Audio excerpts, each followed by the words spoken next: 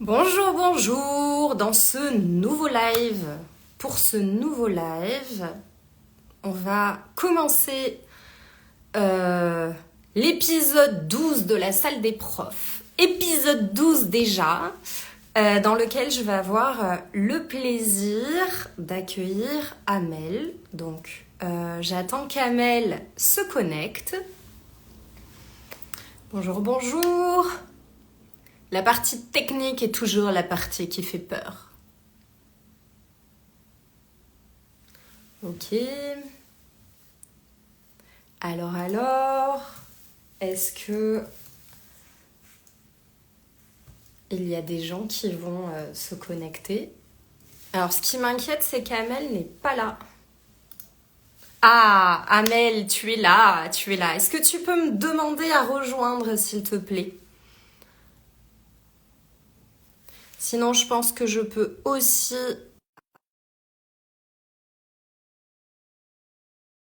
arriver. En principe, on me met que tu as rejoint la vidéo. Alors, voyons. Voilà, j'ai l'impression que c'est bon, ça y est, je te vois. Partie technique, c'est bon. Bonjour. Alors, Amel, je suis ravie que tu me rejoignes dans cette salle des profs, épisode 12 Merci. déjà. Je suis Merci. ravie. Alors, on va faire comme d'habitude, c'est-à-dire que je rappelle Oui. toujours le concept. Évidemment, vous pouvez nous interrompre, nous poser des questions et tout Oui. ça. Alors, D'accord. évidemment, je vais faire comme d'habitude, je vais te demander de te présenter parce que les Oui. gens ne te connaissent pas forcément. D'accord. Alors, je suis Amel Gamet. Je suis professeure de FLE depuis presque 9 ans. Oh. En fait, j'ai travaillé à l'école publique et j'ai travaillé aussi dans beaucoup d'écoles privées. J'ai enseigné le français aux adultes, aux enfants et aux adolescents. Donc c'est un parcours un peu, je dirais, riche un peu. Et puis récemment, j'ai commencé à m'intéresser à tout ce qui est activité ludique, motivation. Et d'ailleurs, c'est écrit sur mon profil. Ma devise récemment, c'est enseigner le français autrement. Il faut qu'on Ah, enseigne bien. le français autrement. Voilà, il faut qu'on change de méthode, il faut qu'on change de stratégie. Et voilà sur quoi je travaille depuis presque 2 ans, 3 ans. Bah, c'est bien parce que. Alors, du coup, tu es en Algérie, on fait une connexion de nouveau avec l'Algérie après Feriel. Bah, je suis ravie de t'accueillir aussi.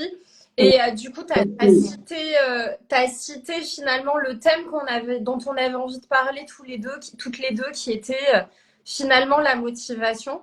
Et oui, c'est bien parce absolument. que du coup, on a des parcours assez similaires parce que du coup, tu as enseigné à tous les publics possibles. Ah oui, Et du coup, exactement. Oui. la question est la suivante. On va pouvoir comparer un petit peu nos expériences parce que D'accord. pour toi, quel est le public le plus difficile à motiver? Euh, alors, si on va parler un petit peu de la tranche d'âge, Mhm. c'est les adultes. Ah oui, pour toi, c'est les Ah adultes? oui, c'est les adultes, oui. Ah, Et si on va incroyable. parler, oui, et si on va parler de tout ce qui est caractéristique et tout, pour moi, c'est le public que je connais pas. D'accord. Parce que quand on fait pas très bien son diagnostic, quand on diagnostique pas très bien le public, et là, on pourra pas le motiver. Mhm. Parce que pour moi, quand je dis motivation, là, je m'intéresse à tout ce qui intéresse le public. Et si je connais pas mon public, comment je vais le C'est motiver? important ce que tu dis, hein, c'est-à-dire la Oui, connaissance du public. Vous pouvez réagir aussi en commentaire pour nous dire pour vous quel est le public le plus difficile à motiver. justement, J'avoue que oui. moi, tu vois, j'ai une expérience complètement différente. Chez nous en Espagne, c'est les adolescents. Tu vois, on a des difficultés à motiver les D'accord. adolescents. Moi, au Mais contraire, les adolescents, ce que tu dis est super intéressant dans le sens où oui, pour motiver, il faut connaître le public. Et je son trouve ta public, phrase oui. très très belle et très vraie finalement. Oui, oui, oui. Et ça, franchement, je m'en suis très bien, en fait, je m'en suis assurée de ça, parce que là, je travaille avec un public que cette année, en fait, c'est vraiment nouveau pour moi, parce que je vivais dans une région et cette année, j'ai changé de Oui. région et le public auquel j'ai affaire, je connais pas du tout. Je connais pas du tout. Et j'ai fait c'est vrai, j'ai fait le diagnostic au début, mais c'était pas vraiment pertinent et j'avais du mal franchement à motiver mon public. Maintenant, ça fait presque 4 mois ou je dirais 3 mois qu'on est ensemble. Je commence quand même à les connaître. Je commence à avoir une idée sur ce qui les intéresse, ce qui les intéresse pas. Mhm. Euh, c'est vraiment, c'est pas vraiment aussi facile qu'on le croit. On peut pas motiver son public si on le connaît pas. Et puis, tu dis aussi que ça dépend de ce qu'ils aiment et c'est difficile Ah parce que oui, finalement, il y a autant de personnalités que d'élèves, peut-être autant oui, de centres d'intérêt que d'élèves. Et on oui. est professeur de français, mais avec nos propres habiletés et nos propres centres d'intérêt à nous aussi, finalement. Ah oui, exactement. Tu Oui, parlais de diagnostic. Du coup, comment tu t'y oui. prends pour essayer de comprendre un petit peu ces élèves-là et comprendre tes élèves? Alors, bien sûr, il y a le diagnostic qu'on fait pour avoir une idée sur leur profil d'apprentissage. D'accord. Ça, ça, c'est, euh, euh, c'est un point à part. Mhm. Et il y a l'autre point sur lequel on doit vraiment s'intéresser pour les motiver, c'est parfois je leur pose directement comme ça des questions. Mhm. Qu'est-ce qui vous motive? Mhm. Pourquoi vous voulez apprendre le français? Est-ce que vous avez des objectifs? Surtout quand je suis dans des écoles privées, je leur pose directement la question. Pourquoi vous êtes là? Pourquoi vous voulez apprendre le français? Est-ce que vous avez une idée sur votre avenir? Mhm. Vous savez, quand vous apprenez le français, voilà ce que vous allez avoir au bout de quelques mois, au bout de votre parcours d'apprentissage. Et c'est comme ça, c'est à travers les questions que je pose, c'est que je peux vraiment les comprendre et les connaître. Ouais, puis quand tu leur poses la question de pourquoi ils apprennent le français, c'est aussi bien de leur faire comprendre qu'il y a un objectif derrière et que finalement il peut y Bien avoir un sûr. objectif de Ah vie. Et oui. souvent on oublie en fait avec tout le processus d'apprentissage qui souvent est long et lent et c'est très frustrant finalement d'apprendre une langue. Donc c'est vrai que de se rappeler de cet objectif, Oui, c'est vrai que je trouve ça très intéressant ce que tu dis effectivement. oui. Euh, et donc, tu m'as dit que ta devise, c'était enseigner autrement. Le Alors, quelles français. techniques ou quelles activités rentrent, à ton avis, dans cette devise? Euh, En fait, il y a ce qu'on appelle la psychologie de l'apprenant. Mhm, Et la représentation que l'apprenant a de cette langue ou de la matière qu'il va apprendre. mhm. Et c'est Ça, sur c'est intéressant. quoi, oui, et c'est sur quoi le professeur doit travailler dès le début de l'année. Je dis bien Mhm, dès le début de l'année, dès le début de l'apprentissage. Alors, parfois, je parle bien sûr de mon expérience, et parfois je me trouve face à un public qui n'a rien à voir avec le français, alors qu'ils sont au secondaire ou ils sont des adultes, ils n'ont rien à voir avec.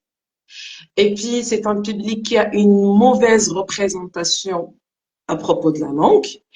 Et là, je dois d'abord travailler sur le côté psychologique d'accord. avant de passer à l'apprentissage. Mhm, Et ça, en fait, je l'ai fait la première fois en 2000, je crois en 2017, en 2018. J'avais affaire à des deuxièmes années qui voulaient pas apprendre le français. Pourtant, j'avais une très bonne relation avec eux. Et c'est sur quoi j'ai joué. Ils m'aimaient. On avait une très bonne relation. Ben, et là, je me suis dit pourquoi ne pas les motiver? Pourquoi ne pas les faire aimer le français? Ben, j'ai commencé par des cours en plein air. oh, Eh ben, je leur dis, aujourd'hui, on va pas travailler en classe. on va sortir, faire le cours en plein air. Et généralement, c'était des cours de compréhension de l'oral, plutôt de production de l'oral, de discussion comme ça. Et ils ont vraiment aimé ça. Ah, super. Et je conseille Ça, c'est une d'ailleurs tous les super idée. professeurs. Le fait de pouvoir sortir avec tes élèves et de dire, bon, allez, on sort d'une salle de classe, on sort d'un Ah oui, contexte très carré. Et ah ce que oui, tu dis sur la relation avec la langue, effectivement, oui. le prof fait beaucoup, mais le prof ne peut pas tout faire, quoi. Ah, C'est-à-dire, tu peux avoir des absolument, super profs absolument. et transmettre le côté positif d'une langue et tu le dis Oui, tellement bien et c'est exact, je suis complètement d'accord oui, avec toi, oui, je te rejoins oui. beaucoup. Mais sortir de la salle de classe, je trouve ça génial. C'est C'est-à-dire, moi, personnellement, je l'ai c'est jamais fait. extraordinaire. Si certains ont déjà fait et veulent nous le dire en commentaire, je serais ravie d'avoir vos expériences. Oui, oui. Je reviens aussi sur ce point-là qui est la personnalité du professeur. Il faut être ouvert, il faut être fluide. Il faut pas être rigide. Il faut pas être fermé. Parce que les élèves n'ont pas ce genre de professeur.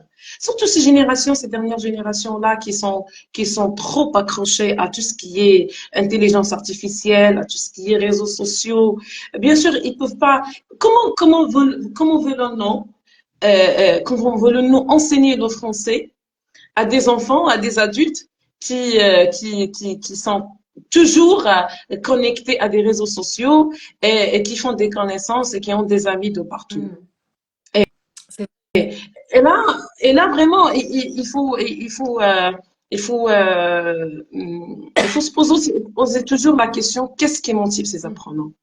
Qu'est-ce que je peux moi apprendre?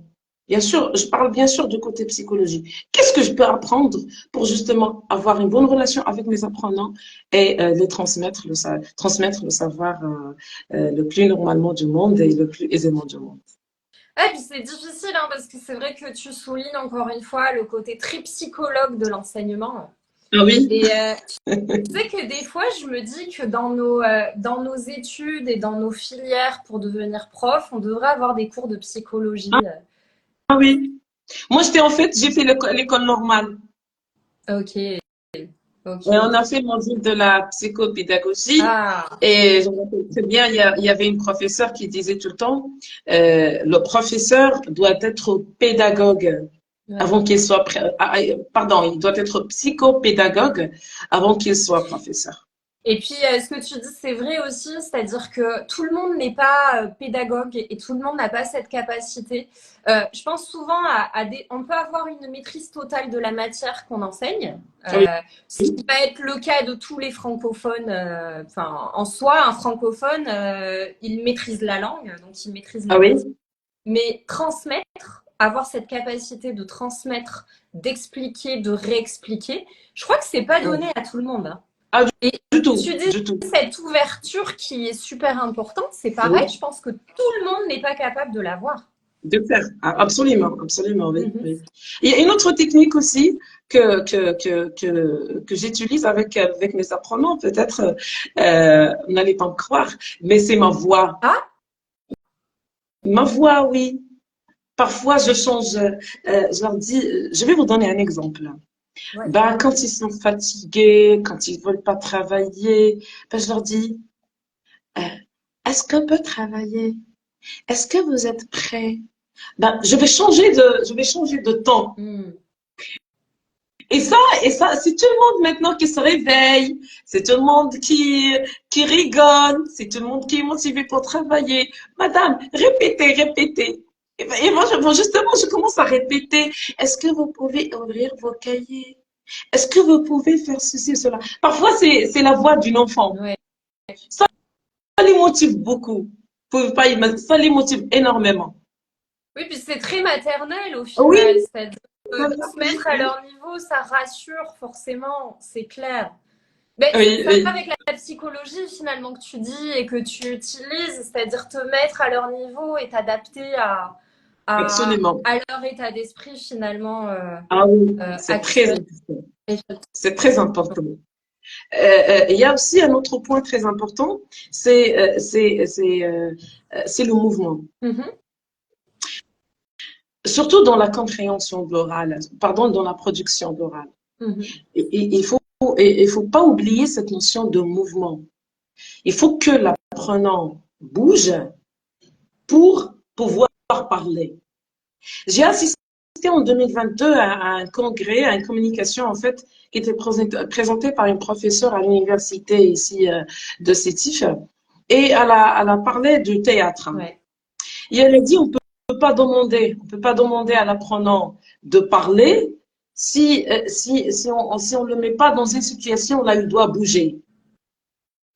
C'est vrai. C'est pour ça que je fais recours souvent à des activités là où il y a mouvement, là où il y a sortir de la classe, chercher par exemple quelque chose qui n'est pas en classe ou sortir là du cadre, table, chaise, tableau, professeur. Et personnellement, moi j'adore justement ces techniques parce que moi aussi j'aime pas la classe, j'aime pas la chaise, j'aime pas le tableau. Oui, puis rester assis sur une chaise sans bouger pendant 2 heures, enfin, il y a un moment, même ton attention, elle est en train de faiblir dans tous les cas. Voilà, exactement, oui, oui. C'est-à-dire que même si t'as pas moyen, par exemple, de sortir de la classe, tu as toujours moyen de varier un peu les configurations, hein. Exactement. Faisait la disposition des tables, par Voilà, exemple. à disposition des tables, de les mettre en binôme, de les mettre en groupe, Ah de oui, mettre celui qui est totalement à droite avec celui qui est totalement à gauche. Enfin, exactement. il y a beaucoup de profs qui oublient ça, hein. C'est-à-dire que très souvent, ils vont faire travailler, par exemple, s'ils font travailler en binôme, ils vont faire travailler avec le voisin de droite ou le voisin de gauche, alors que, effectivement, moi, je suis comme toi, je vais les faire bouger Oui, pour que, en 1 heure ou 1 heure et demie de classe, il y ait différentes configurations possibles. C'est beaucoup plus sympa. oui. Et l'élève là, il est plus à l'aise. Il peut s'exprimer, même si le bagage il est assez pauvre, mais quand même, il est là pour, il peut apprendre quelque chose. Il peut C'est vrai. apprendre quelque chose. Et même nous, les professeurs, on découvre une autre personnalité de nos apprenants quand ils sont libres, quand ils sont en plein air, quand il n'y a pas de classe, tableau et chaise et c'est ce cadre-là. Les élèves, ils sont plus à l'aise. Les professeurs aussi, même comme je le dis toujours, là, le professeur, il apprend aussi de ses élèves quand ils sont dans une situation pareille. Oui, puis on les découvre finalement, on va découvrir une personnalité qui n'est pas forcément la personnalité de l'apprenant finalement. Ah oui, oui, oui, J'avais une ancienne collègue qui disait, exactement. il y avait une ancienne collègue qui est partie il y a très très longtemps, mais elle disait que, enfin, chaque fois qu'elle revenait en salle des profs, elle avait Oui. cette phrase qui était merveilleuse qui disait l'œuvre de théâtre est terminée. Et effectivement, Oui, j'ai exactement. C'est gardé ça pour en ça. mémoire et ce que tu dis me fait penser à ça finalement. J'ai Oui, l'impression que c'est un oui, rôle qu'on doit scénariser, bouger avec ses rythmes particuliers. oui, oui, absolument. Et ça me fait penser aussi à une professeure qui disait il faut danser en classe. Faut Le danser professeur, en parfois, classe. il faut danser. Parfois, je le fais franchement. Pas danser dans le sens de danser, mais il faut qu'il y ait ce mouvement qui attire justement l'attention des élèves. Ils sont bien concentrés, ils sont bien là. Donc, on peut faire le cours le plus normalement du monde. Ouais. Ouais. Oui. Puis je crois que ça touche aussi à quelque chose d'autre, c'est-à-dire tu parlais de t'adapter au goût, etc. de tes élèves, mais Ah finalement oui, aussi, justement. on a, je pense, des personnalités de profs différents et que tu gagnes aussi si toi tu t'amuses, toi personnellement. Oui. Parfois, franchement, parfois, je n'ai marre. Parfois, ouais, Moi-même, je suis fatiguée. Moi-même, j'ai pas envie de travailler. Eh ben, les techniques que je crée, que j'invente, et que je fais avec mes élèves, ce sont des techniques finalement que je crée pour moi-même. Parce que moi-même, parfois, j'ai pas envie de travailler et je suis fatiguée. Peut-être parfois, j'ai pas bien dormi. Et là, j'ai un cours à 8 heures du matin et là, je dois être en pleine forme pour pouvoir transmettre ce que j'ai à transmettre. Et et parfois, dans 2, 3 minutes, je crée déjà une activité. C'est Oui, vrai. oui. On nous dit dans les commentaires, il doit toujours y avoir un prof créatif. Et c'est vrai. Activité. Parce que finalement, Oui, c'est vrai. puis la créativité, on a l'impression que c'est quelque chose de super compliqué, mais ce que tu dis, c'est clair, c'est vrai. C'est-à-dire que tu as des techniques que tu arrives Très à créer, simple. que tu arrives à mettre en place. Très simple. Et c'est tout le monde, en fait, qui peut les avoir. Exactement. Ouais. Oui. Comment t'arriverais, quel conseil tu donnerais finalement à des profs qui ont besoin comme ça de motiver? C'est-à-dire si tu devais donner les premiers conseils, comment tu leur conseillerais de commencer? Euh, ben, il faut reconnaître quelque chose. Euh, Si, en fait, pour être un bon professeur, ou si on veut vraiment réussir sa carrière, euh, euh, il faut aimer, il faut avoir de la passion Mm. pour ce métier. Un professeur qui n'a pas de la passion, en fait, ça s'apprend. Peut-être c'est bizarre ce que je dis, mais ça s'apprend. Mhm. Mais la passion, c'est très, très important. On ne peut pas être créatif si on n'aime pas son travail. On ne peut pas être créatif si on n'aime pas ses élèves. On ne peut Mm. pas être créatif si on n'a pas des objectifs bien précis. Ça, Parce que, c'est vrai. Les objectifs. oui, oui, si je suis en classe, si j'enseigne le français à des enfants, des adolescents, je sais pas moi, ça dépend du public, il faut avoir des objectifs bien précis. Mhm. Et c'est sur ces objectifs-là que je vais travailler. Et tout dépend de ces objectifs-là que je vais moi-même créer mes propres activités et mon propre technique. Et là, franchement, je vais faire une petite comparaison entre ma personnalité au début de ma carrière et ma personnalité maintenant. Maintenant, je deviens plus à l'aise Ouais. en travaillant en fait avec mes élèves. Pourquoi? Parce que j'ai fait recours à ce qu'on appelle la motivation et les activités ludiques.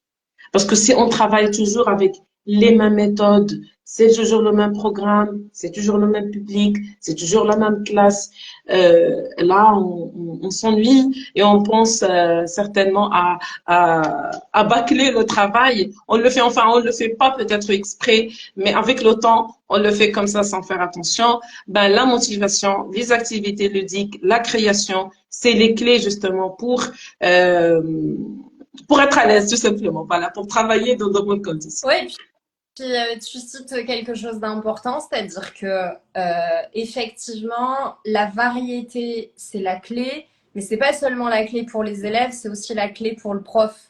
Et tu Absolument. dis Voilà. justement que si tu t'ennuies, bah tu bâcles ton travail. C'est vrai que la Oui, créativité, finalement, elle vient aussi du concept de s'amuser. Et si oui, oui, toi-même tu t'ennuies, c'est que tu peux pas motiver des élèves, c'est pas absolument. possible. Voilà, voilà, exactement, c'est Mais ça, oui. c'est toujours le débat aussi que j'ai, et je pose souvent cette question en salle des profs parce qu'il y a toujours ce D'accord. débat-là qui est est-ce qu'on peut, est-ce qu'on peut proposer des activités aux élèves que le prof n'aime pas lui-même? C'est-à-dire, c'est le professeur qui n'aime pas cette Ouais, activité? ouais. Est-ce que tu penses que toi c'est possible? Je sais pas, de devoir faire un cours avec des activités qui vont être imposées par exemple par ton centre, imposées par le programme et que tu détestes. Parfois, oui. C'est une question un peu difficile, il faut le reconnaître. Oui, mais personnellement, j'ai toujours mon grain de sel. Ouais. T'arrives à modifier pour que Ah ça oui, soit. et il le faut, il le faut. Je peux pas comme ça travailler, je peux pas faire quelque chose que j'aime pas. Mhm. J'ai toujours mon grain de sel, il faut que j'apporte toujours ma touche personnelle et voilà. Et d'ailleurs là, je donne un exemple. Peut-être les professeurs là qui sont là, ils vont en profiter, surtout quand on travaille par exemple le fait divers. Oui, Après qu'on termine la science de la compréhension de l'écrit, surtout la compréhension de l'écrit, parce qu'il y a un texte, il y a des questions, on peut peut-être leur demander de dessiner l'image qu'ils ont dans leur tête après qu'ils ont compris le texte. ah, Et Ça, c'est bien. très motivant. C'est très motivant. Ouais. D'ailleurs, dans mon profil, j'ai partagé une expérience que j'ai vécue l'année passée avec mes apprenants de première année. Ça a très bien marché. Ils étaient tous motivés. Pourtant, c'est une classe qui était vraiment en difficulté. Ils avaient de sérieux problèmes d'apprentissage. Et avec ces techniques-là, le dessin, dessiner, il faut dessiner ce que vous avez compris après l'analyse du texte. Et ça, j'ai découvert là des élèves talentueux. Hmm. Et moi-même, j'avais du plaisir en regardant justement mes élèves dessiner et sortir un peu de cadre, et cahier, écrire. Hmm. D'ailleurs, Voilà. on a un commentaire qui nous dit communiquer avec les étudiants est très important pour savoir quoi faire avec eux et la manière privilégiée de leur enseigner ou de leur communiquer l'idée. C'est ça. Absolument. Et c'est ce Vous qui est avez absolument raison. important de ce que tu dis. Je pense on est tous d'accord, mais c'est vrai que parfois on perd de Ah vue un oui, petit c'est peu ça. normal en fait. C'est normal. Ça arrive. Ouais, puis on est aussi dans la. C'est vrai que dans une réalité quotidienne de prof, avec souvent beaucoup d'heures de classe, beaucoup Ah d'élèves, oui, les moments de oui. fatigue arrivent et il ne faut pas non plus se stresser avec ça. C'est normal d'avoir des moments un peu plus Ah oui. d'ennui, de fatigue. Puis c'est pas grave, c'est totalement normal. On passe C'est tout à tous fait par normal. On est ça. des êtres humains avant tout. C'est ça, le prof est un être humain, Mhm. heureusement, heureusement. Oui, oui, Euh, heureusement. ouais, bah, c'est aussi ce qui fait notre richesse finalement, et c'est ce que tu dis. Tu es une être humaine qui parle à d'autres êtres humains. Et d'ailleurs, parfois, tu sais, je joue sur ça avec mes apprenants. Quand ils sont fatigués, quand ils vont pas travailler, je leur dis, moi aussi, je suis fatiguée. Mais allons-y, on va faire quelque chose de différent. Hmm. Ben, pour eux, la professeure, parce que pour certains élèves, le professeur est un modèle à suivre. Ben, quand je leur dis, moi aussi, je suis fatiguée. Ah, moi aussi, j'ai pas bien dormi. Ouais, Moi aussi, en fait, j'ai des soucis. Mais allons-y, on va faire avec, on va faire quelque chose de différent. c'est vrai. Et, et Reconnaître. ça donne Ouais, vraiment le résultat, et ça donne vraiment le résultat que je cherche. ouais, c'est vrai. Puis reconnaître Oui. que tu peux pas être au top tout le temps et que Ah, bah, bien sûr, pas hésiter à le communiquer à ses élèves aussi. Et c'est une bonne technique, je pense. Euh, absolument. ouais, on nous dit il y a toujours des hauts et des bas. Bah ouais, il y a toujours. On espère quand même qu'il y ait plus de hauts que de bas, mais effectivement, il y a toujours des hauts et des bas. Ah Alors, oui, toujours la même question pour terminer. Parce d'accord. que ça fait déjà 30 minutes qu'on est là. Je pose toujours Oui. la même question à toutes mes invitées de la salle des profs. Je leur demande toujours de raconter leurs meilleurs et leurs pires souvenirs d'enseignement. En fait, tu sais, il y en a beaucoup, hein. En fait, on commence par le pire. On va Ouais, terminer avec le. on élimine le pire comme ça. T'as raison. Très bien, voilà. Le pire, je crois, c'était en fait, il y en a plusieurs. Je me souviens très bien de plusieurs, en fait. Allons-y, je vais donner ce souvenir-là. C'est au début de cette année. Euh, J'avais une idée sur le public euh, auquel j'allais avoir affaire. Mhm. Une fois en classe, j'ai découvert que le public auquel j'ai affaire, c'est un public qui est complètement déconnecté. C'est un public, oui, c'était trop difficile pour moi, franchement, de les mettre en bain. C'était trop difficile, franchement, d'attirer leur Mm. attention parce que ils étaient là avec une très mauvaise représentation de français. Et c'était la première fois que je me retrouvais avec un apprenant qui veut pas étudier le français. Il c'était vraiment bizarre. C'était la première fois que... Et là, je raconte l'histoire, je raconte ce souvenir avec beaucoup de peine. Hmm.